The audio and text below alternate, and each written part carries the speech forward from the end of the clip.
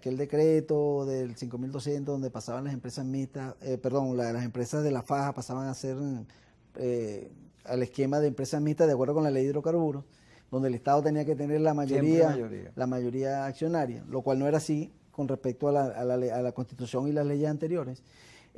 La ExxonMobil decidió que no seguía en ese esquema, en ese modelo de negocio, y decidió retirarse del país. Y demandó a Venezuela ante la CIAD, el organismo internacional de resolución de diferencias económicas.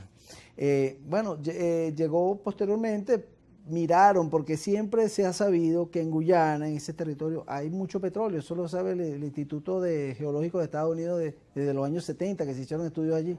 Y empezaron a hacer algunos acercamientos, y en el año 2015, justamente el 5 de marzo, empezó la primera perforación de petróleo en esa área. Y bueno, se consiguieron un emporio energético prácticamente inusitado.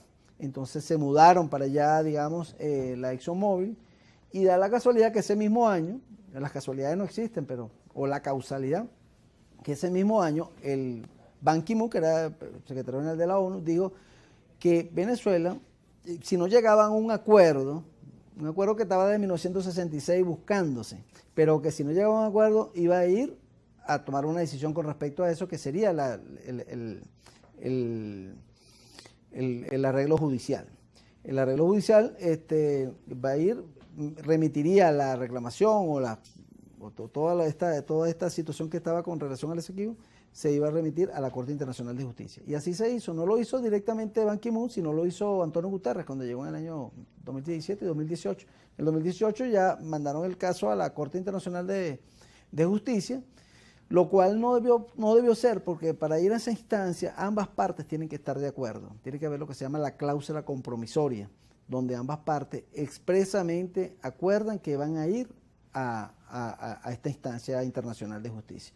Eso no se cumplió, y bueno, el Antonio Guterres remitió el caso a la Corte Internacional de Justicia, y un mes después Guyana estaba demandando a Venezuela para que fuera reconocido el laudo arbitral de 1899, lo cual ya había sido superado, porque con el Acuerdo de Ginebra de 1966, donde se reconoció la contención venezolana de que el laudo era irrito y nulo, prácticamente se habían ido a otro mecanismo, un mecanismo de buscar una solución negociada, favorable para ambas partes, que fuera amigable en todo caso, lo cual es contradictorio con lo que es un procedimiento judicial, que obviamente no es un sí o un no, es un toma o dame. O sea, un tribunal no va a negociar, un tribunal le va a dar la razón sí o no a una de las partes.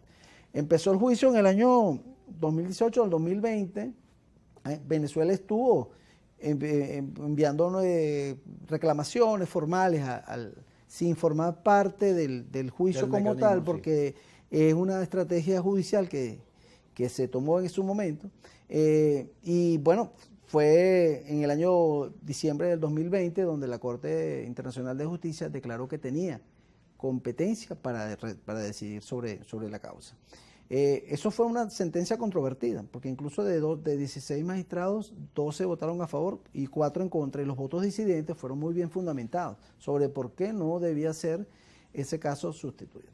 Posteriormente, el 7 de junio del año pasado, 2022, Venezuela introdujo ante la Corte, o lo que se llama unas excepciones preliminares, donde ataca ya no la competencia que tiene el tribunal, que seguimos considerando que no es competente, pero ya fue una decisión tomada, y las decisiones de la Corte son inapelables. Entonces ahora fue a Venezuela, y por medio de sus abogados introdujo un recurso donde declaraba o solicitaba la inadmisibilidad de la acción. ¿Por qué? Porque el actor principalísimo que debe estar en la demanda, que es el Reino Unido, que fue el que firmó el acuerdo de 1897, el tratado mediante el cual se acordó ir al laudo arbitral, el propio laudo arbitral de 1899, y el acuerdo de Ginebra de 1966, fue suscrito entre Venezuela y el Reino Unido. Y ahora Guyana pretende que la Corte ratifica que el acuerdo tiene validez cuando la parte principal, que es el Reino Unido, no está siendo parte en este juicio. Entonces eso se concatena con una figura procesal o una jurisprudencia que tiene la Corte que se llama el principio del oro monetario, un juicio muy importante que creó una jurisprudencia en la cual Italia demandó al Reino Unido, a Francia y a Estados Unidos, porque en una causa de un oro que fue robado en Roma, en una oportunidad cuando después de la Guerra Mundial o en la Guerra Mundial, para ser reintegrado nuevamente, la Corte decidió que para ese caso tenía que haber sido Albania la que era en definitiva la propietaria del oro que había sido birlado en su oportunidad por los alemanes. De manera que eso son jurisprudencias de la Corte Internacional de Justicia que fueron alegadas por Venezuela en su oportunidad. Ahora bien, la Corte decidió, o mejor dicho, acordó que el 6 de abril, o sea, pasado mañana, va a decir la decisión que tomó con relación a esas decisiones preliminares que tomó Venezuela. Entonces, de manera que, bueno, mañana, el jueves, todos los venezolanos que tenemos que estar muy pendientes, es una decisión muy importante, porque si la decisión es favorable a Venezuela, se termina el juicio y remiten otra vez el caso al secretario general de las Naciones Unidas, que tendrá que seguir buscando otro de los medios establecidos en la Carta de las Naciones Unidas, el acuerdo, el artículo número 33, para llegar a un acuerdo con respecto a esto. Si la Corte decide que Venezuela no tiene razón y no nos declara sin lugar la solicitud que fue introducida, Venezuela tendría que ir a juicio, ¿no? A juicio, a conocer el fondo. Y una tercera opción que pienso que pudiera suceder, ya desde el punto de vista procesal, viéndolo, sería que la Corte decidiera que por cuanto aquí se tocan elementos que van al fondo del asunto, la incidencia va a ser decidida en el momento, como un punto previo al momento que tome la decisión definitiva. Esa decisión definitiva será dictada posiblemente dentro de 3 o 4 años, que es el tiempo que estipulado que pueden llevar estos procesos.